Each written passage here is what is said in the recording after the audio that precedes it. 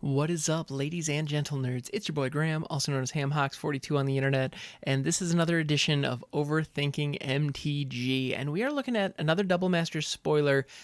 Technically, at this point, the full spoilers have been out for a little while, and there's one card amongst them that really caught my eye. And if you're on my Discord, you know what I'm talking about. And that is Isocron Scepter. The reason that this particular card really caught my attention is, well, a number of reasons. One, I love brewing and building unique, fun decks. And any kind of card that really opens up some opportunities and gives you ways to kind of think through that stuff and really find unique, interesting design spaces, I'm there for. So good artifacts are great for that because they can slot into so many different decks. And Isocron Scepter is like chief among them. This card is phenomenal. The other thing about it is Isocron Scepter was an uncommon in Mirrodin, which is when it was first printed. Mirrodin block, if you've been listening to the show for a while, you know, is one of my just darlings. I love the original Mirrodin block. I have a lot of really fond connections to it, and one of them is Isocron Scepter. I opened a number of these back in the day, just cracking packs, and I remember looking at them and just thinking, like, this is really good, right? Like, this looks really, really good. And it's funny because sure enough, they've upticked it to rare here, and which they have in a number of different situations. They've reprinted Isocron Scepter a handful of times. And the card is just truly fantastic. So what it does, so it is an artifact for two colorless. You know, it's a fully colorless artifact with an effect called Imprint, which was a mechanic that they used in Mirrodin, which they haven't really done much with. There's some other examples that are similar, like Cipher from one of the more recent Ravnica blocks, or from Return to Ravnica, if I'm not mistaken, which I guess isn't is not recent but at the same time, it was in my blind spot. So for me, that just happened because I just discovered them like within the last 2 years. But so there are some examples of effects that work similar to Imprint. But what Imprint does is when Isocron Scepter enters the battlefield, you may exile an instant card with converted mana cost 2 or less from your hand. And that card is then imprinted onto Isocron Scepter. So there are a lot of different imprint cards out there. There's Mimic Vat, there's Panoptic Mirror, there's I'm blanking on them. I can't believe it. Anyway, there are dozens of different examples. Duplicant is another one that's just absolutely fantastic. And they all imprint from different places. Like Duplicant, for example, imprints a creature that's on the battlefield. And it can be a creature that your opponent controls. So it functions like removal, and then it becomes a quasi copy of that thing. There's some restrictions on it. It doesn't get abilities. It gets the power, toughness, and creature type. But with Isocron Scepter, it's the imprinted card. At any time, you can pay 2 and tap Isocron Scepter, and you may copy the exiled card. And if you do, you may cast the copy without paying its mana cost. So what that means is you take any 2-mana spell in your hand, and you pay a down payment of 2 and a card for the ability to cast that spell at will at least once a turn every single turn, or every single one of your turns for the rest of the game. Now, the restriction on it being an instant that costs 2 or less is very real. There's a lot of stuff you cannot do with Isocron Scepter, but the amount of stuff you can do with Isocron Scepter is absurd. This is a build-around that is just super duper fun, and let me tell you what, I genuinely regret selling the original Mirrodin foil that I had just about a year ago. I got a decent amount of money for it, but still, I kind of wish I had it. Yeah, it was curled like a Pringle, but it's a magic foil. It is what it is. But anyway, still, it was a fun card. I liked it very, very much. So Isocron Scepter is just fantastic. There are a number of things you can do with it. And shortly after Mirrodin came out, actually, I participated in my first Type 1 tournament.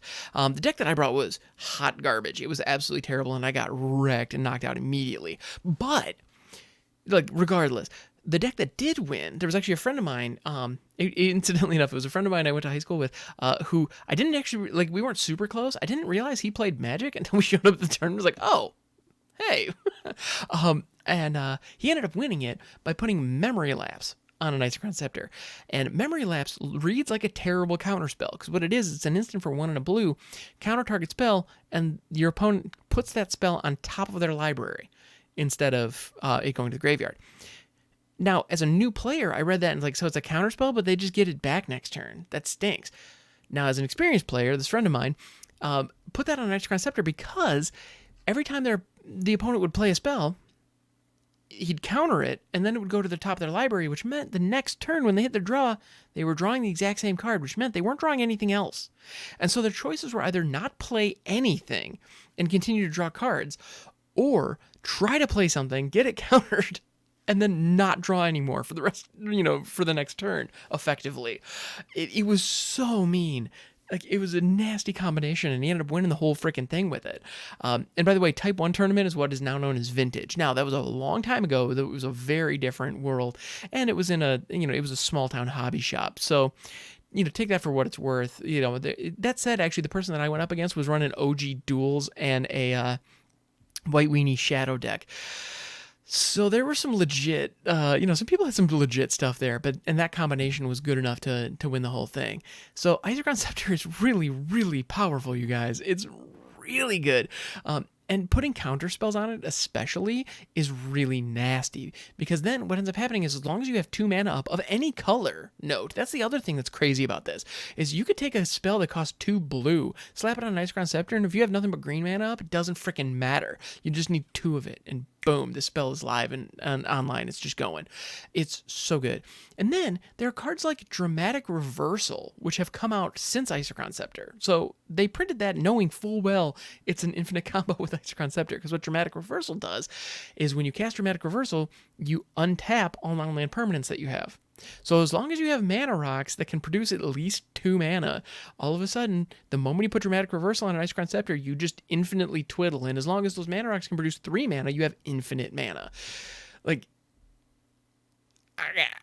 I mean, come on. It's right there. It's so easy to do. It's crazy. So no, Isocron Scepter is incredibly powerful. It has its limitations, but within those limitations, oh my goodness, there's nothing as good as this. So the card is phenomenal. It being a rare, I think, fits. Now, is it like a big money rare? No, it's not, because as far as I know, it doesn't see legacy play, although I wonder if it could. That's something that I genuinely wonder. Like, I don't know legacy very well, but I feel like there should be... I don't know. I feel like there should be a place for it. Maybe the fact that you have to spend 4 mana just to be able to cast the spell for the first time is something. But it also doesn't come into play it doesn't come into play tapped. So anyway, I don't know those metas well enough, but I feel like this probably has a home in some kind of deck out there.